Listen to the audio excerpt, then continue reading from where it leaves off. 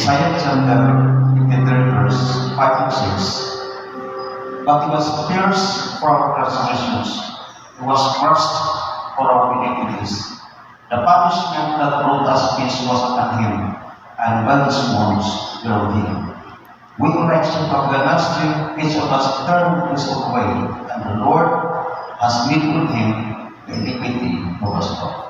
Father, bless this bread as we can partake. Lord God, thank you for the power of the elements of your blood and your body that was broken on the cross, heal our sickness and diseases, Lord God, in our bodies. And bless it, Lord, as we partake this holy bread, right this night. Kaya dapat po kami sa Ginoo ang pagkaroon ng itulong ng kaninyo, ang Ginoo Jesus sa gabi sa ipulian ni Kuha sa Pana. O diyan, pikas-pikas niya ang Pana, nagpasalamat siya o limon. Maukinit ang lawas ng itugit ng kaninyo, buhat ang kini alam sa paghandlong ng ako. Kita darang maglawas sa atin.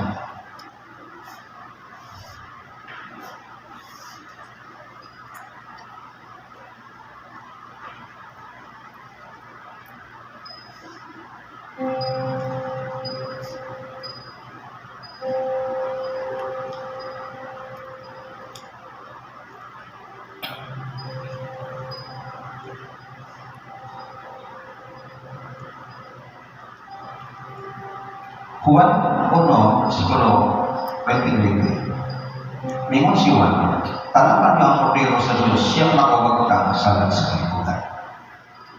Mingon ang Hebrews chapter 9, verse 22, kung wala'y dugo at iulan, wala'y nahimong pasaylo sa mga sabi.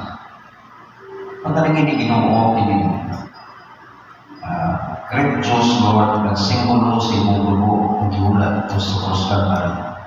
Thank you, Father, for sending your Son, Jesus, to die on the cross. And through the shedding of His blood, we are all redeemed and we are all saved. Thank you, Father, for the sacrifices of your Son to the cross that gives us hope and salvation. Pumansa pa niya kung inuha ni Jesus ang kupa o mingon. Maukini ang kupa sa pagkakasabutan ng itimana sa mundo. Sa pagkakaw ninyo ng tinapay, sa pagkakinom nyo ng kupa, isa niyo ninyo ay kamatay hatos pagbalik niya. Kinagtanan magagawin sa kupa.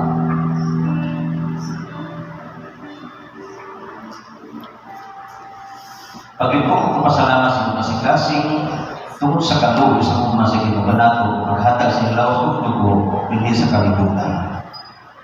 Pagkalagin niyo, Lord God, ang among mga kinabuhi, ang among pag-ambit, Lord God, ang kinapay upa, patulang, kita kiniginaw sa timos ng pagtuo ng sabi ka rin.